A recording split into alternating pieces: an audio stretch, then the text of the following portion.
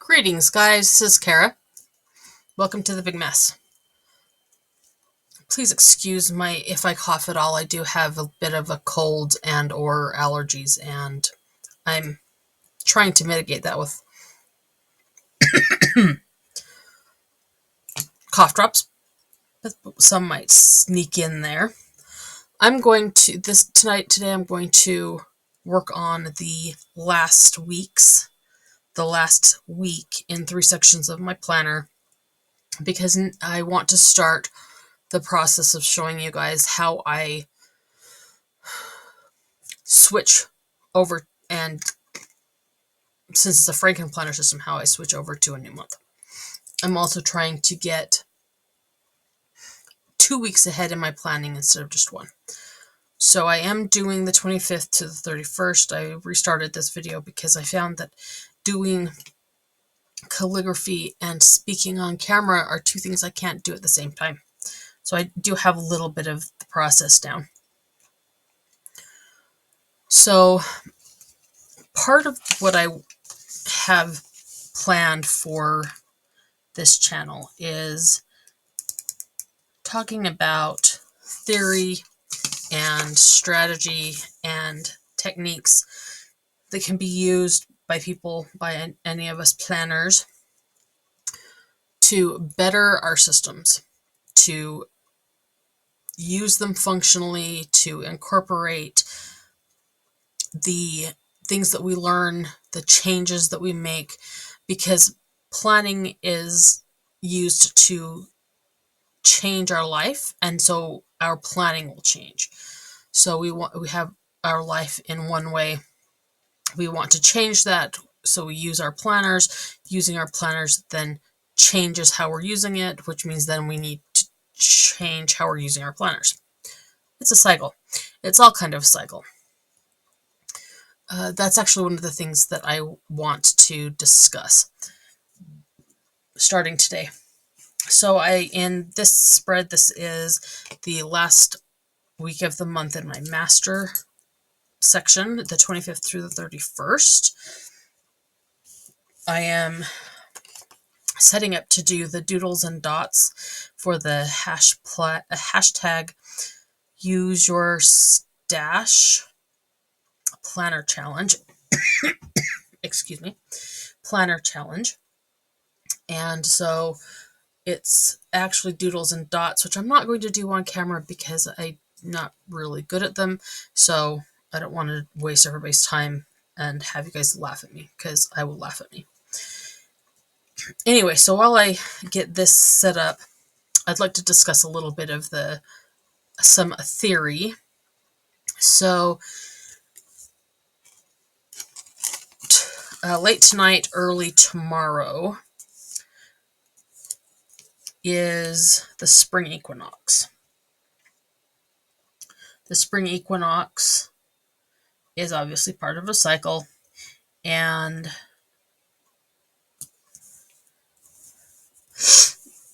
cycles are everything has cycles. We really don't have anything that doesn't function in a cycle. Cycles don't have a start date. They don't have an end date because they're cyclical, meaning they're round, and round things don't have a beginning or end. But what they do have are high and low point energy points.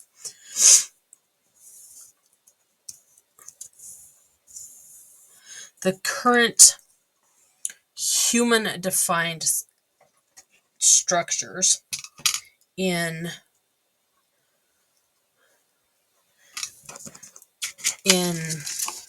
the year are the ones that are not naturally defined. What do I mean by that? So what I mean by that is a day is encompassed by the sun rotating, the earth rotating around the sun. I almost said that incorrectly. rotating around the sun. That's a natural event that takes place naturally. We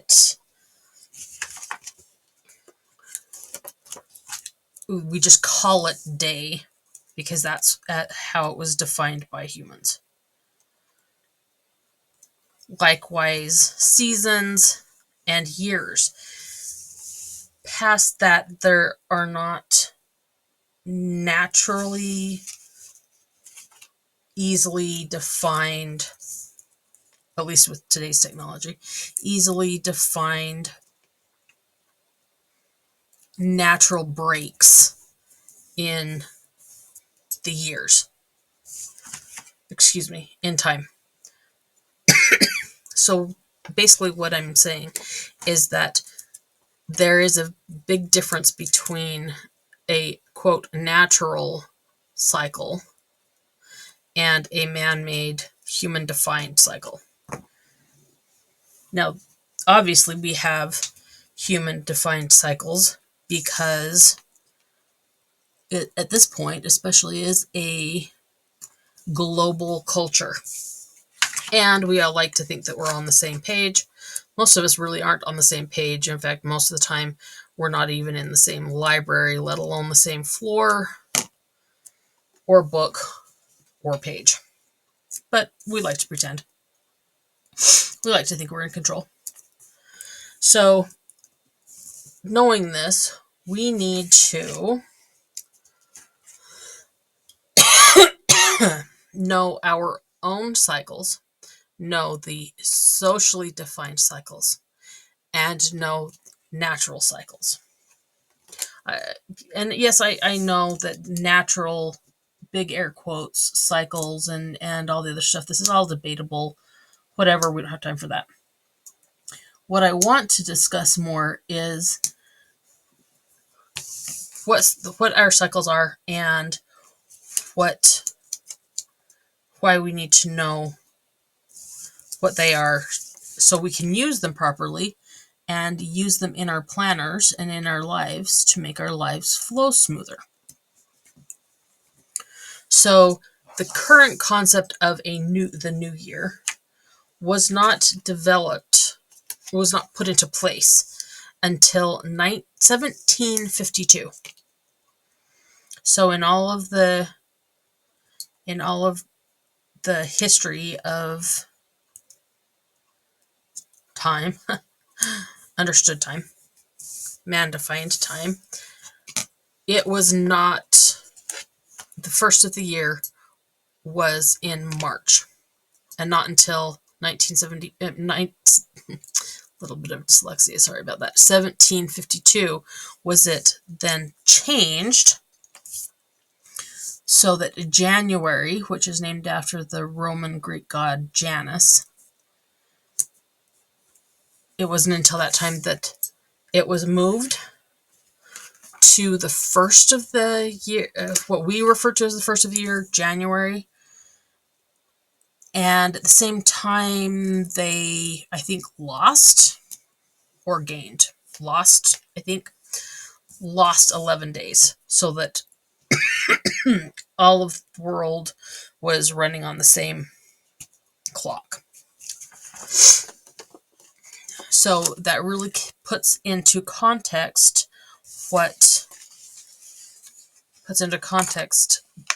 how cycles work.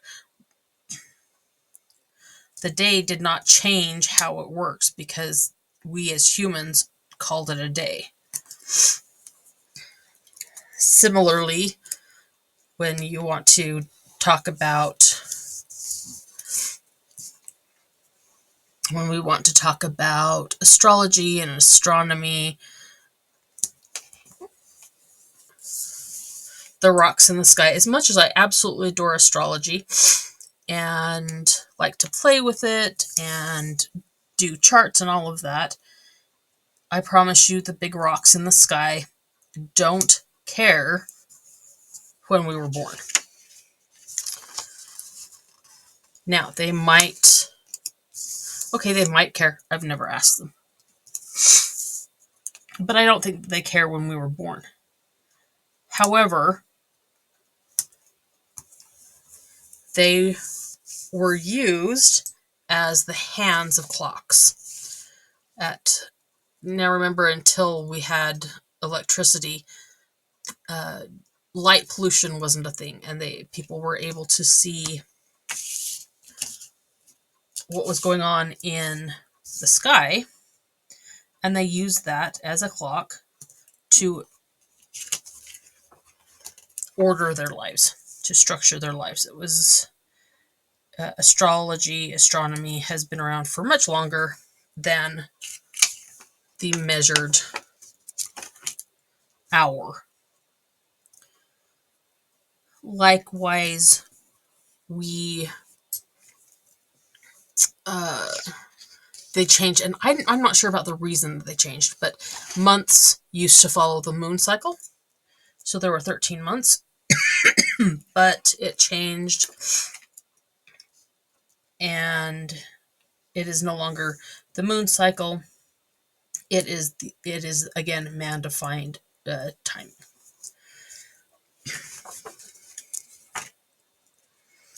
Okay, so those are just my little prompts for when I finish that. So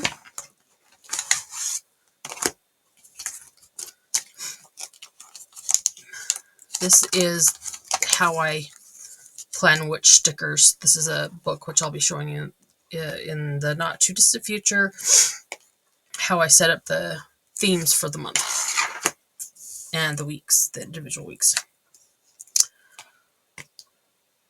So the distinction between the natural and human defined and personal cycles, we need to know these things only because we need to know how they function in our lives.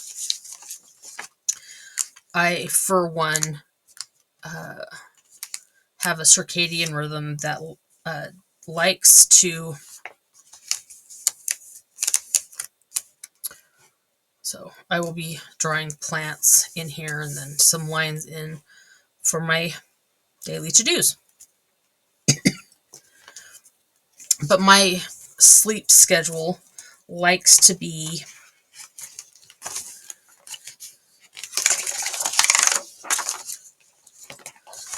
I like to get up around 11 and go to bed. Usually, let's be real, I'm closer to 12. And I go to bed about 3 in the morning.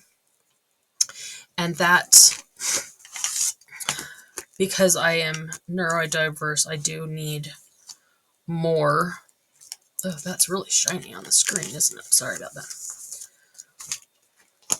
I do like more sleep than others.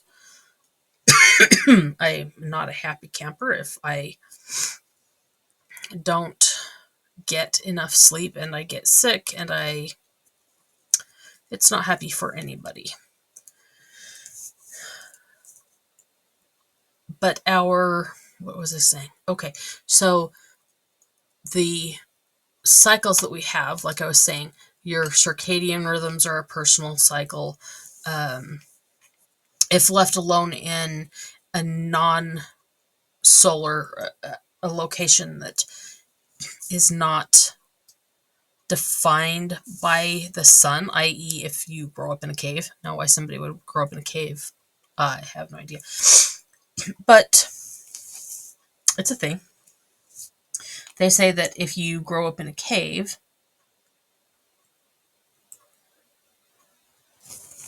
our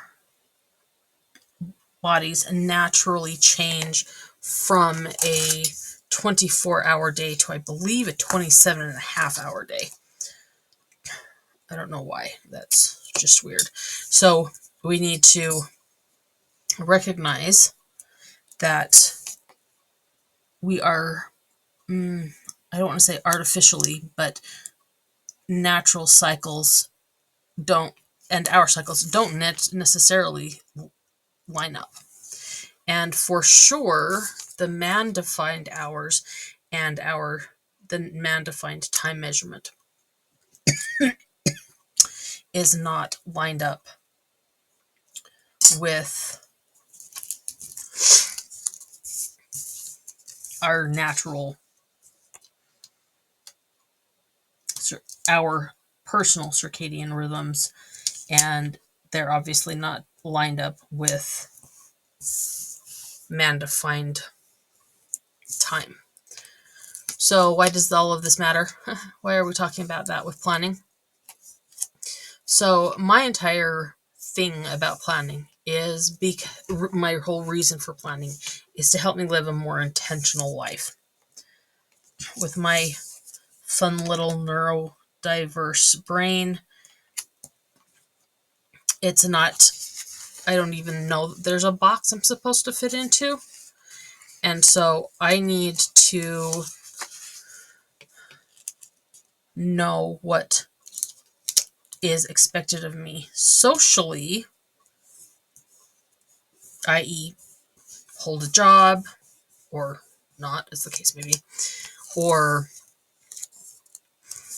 pay your taxes and get your car registered, and etc., etc. I need to know those things. I need to know those cycles, because if I don't, then I can't reap the benefits of being part of that society. So in a society that we're part of, we need to know and understand and incorporate our personal needs and cycles to, I don't want to say mesh, but that's the word I'm going to use, mesh with other cycles.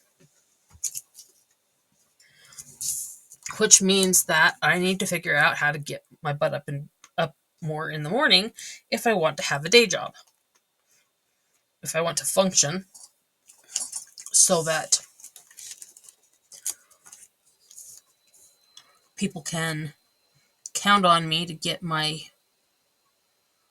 stuff done in a regular job, or if I want to show up on time, which that's a feat in and of itself, show up on time for an event, a social event,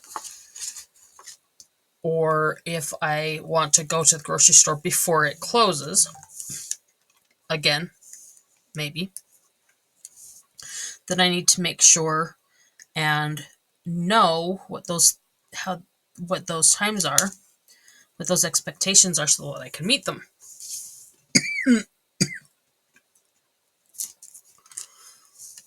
If I don't meet them, I'm the one that's worse for wear.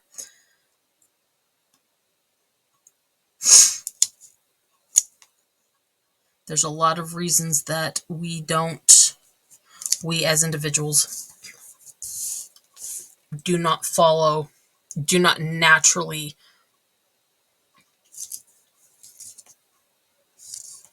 mesh up with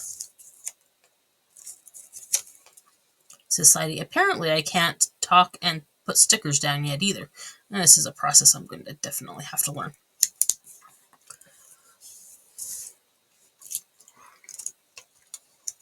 So, especially with those of us that have a neurospicy bent, that our brains don't fit with a neurotypical brain structure, we have to learn to adapt and be our own best advocate when it comes to meeting social expectations so that we can benefit from society. I hope that makes sense. I truly, truly hope that makes sense. So, again, why does this matter in planning?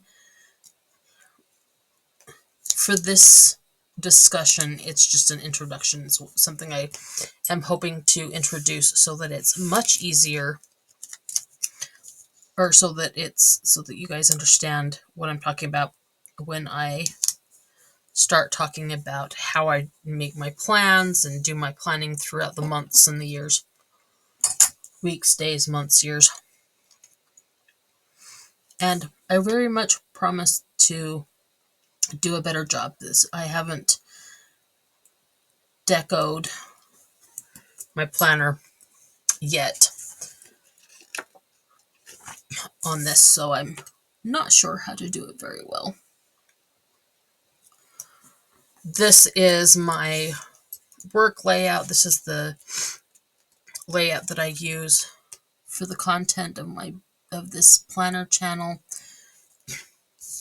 This year I'm using a teacher layout. You can see that. And like I said, this one is very functional. I just use these boxes to highlight the days that I'm doing that I'm taking specific steps. So it's very defined, and I'm currently using up all my month box stickers, which fit very well in here, and I can still see the lines very faintly through this white part of the stickers, which my neurospicy brain does not like not having lines. I do not function well without that structure. So being able to see through the lines and still have it fun and cute is a very big deal to me. Anyway, going back to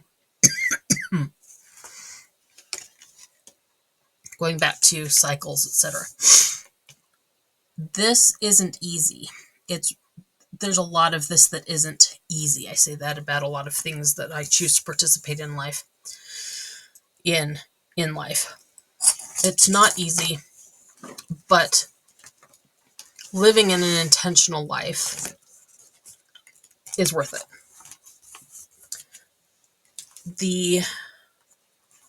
I want to say I'm a little bit other, so the American dream, the 2.5 kids and a menagerie, does not quite fit in my life and my understanding of the world.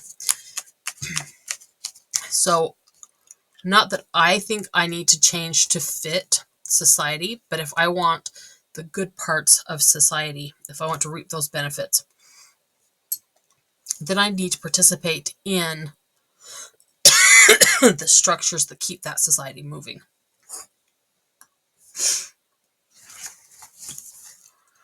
That one's done.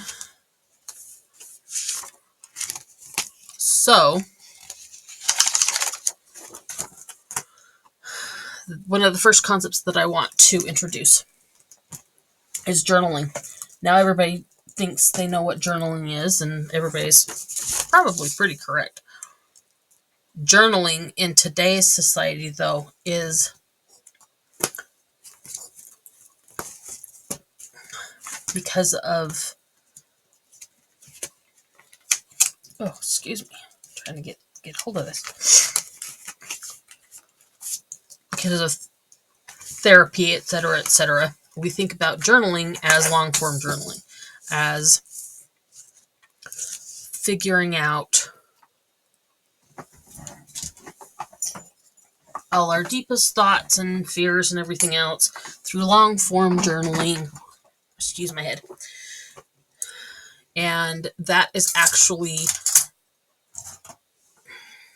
a change from what journaling was originally defined as. So journaling is actually from the mid-1300s in Old French, in the Old French language. And it is used to record what's going on throughout your day.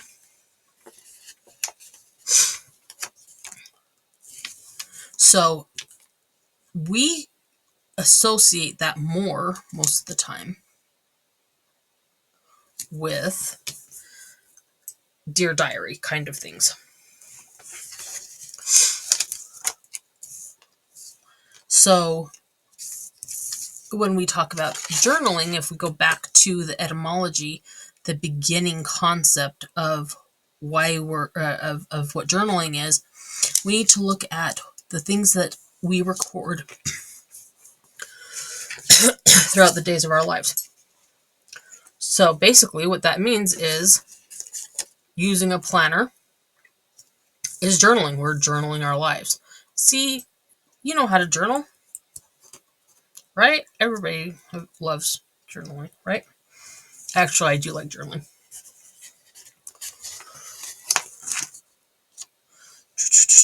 I stuck these on my fingers, and now I don't remember what I was going to do with them.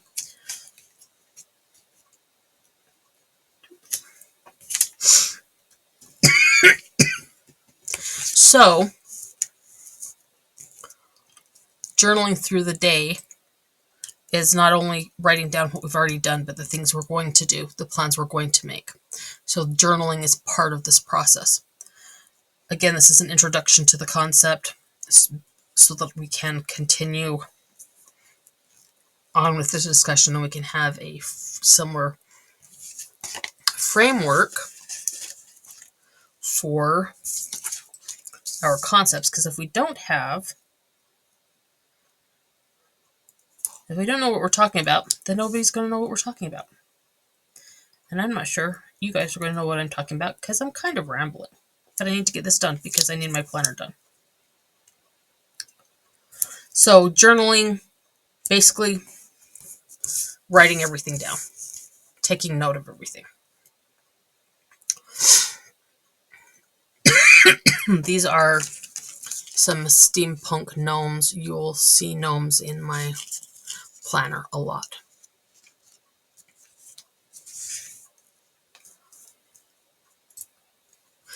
So the kind of review what we've been talking about. Concept of journaling being something that we're writing down our thoughts, our feelings, our plans, our goals, all of that kind of thing. That is journaling. Now I use the word plannering to mean that I am using my planner in its journal capacity. I'm playing with my planner basically. But it is still a form of journaling. Also the concept of cycles, everything going in cycles, and us needing to know what our cycles are, what the natural cycles are, and what man-defined cycles are. That's kind of what I'm trying to get at. Hopefully this isn't too rambly. I plan on taking all of this and moving forward in a more discussion style. There's just so many things to consider once you dig into the planner and productivity world that we really need to know what we're talking about. And I want to be able to bring concepts so that you may be able to use them in your life at any needed time. Anyway, that's what's happening here at The Big Mess. Please like, comment, subscribe, all of the fun stuff, and forgive my ramblings. I'll try to do better next time. Got to get in the habit of this stuff. Anyway, what thoughts have I provoked? Let me know in the comments. See you later.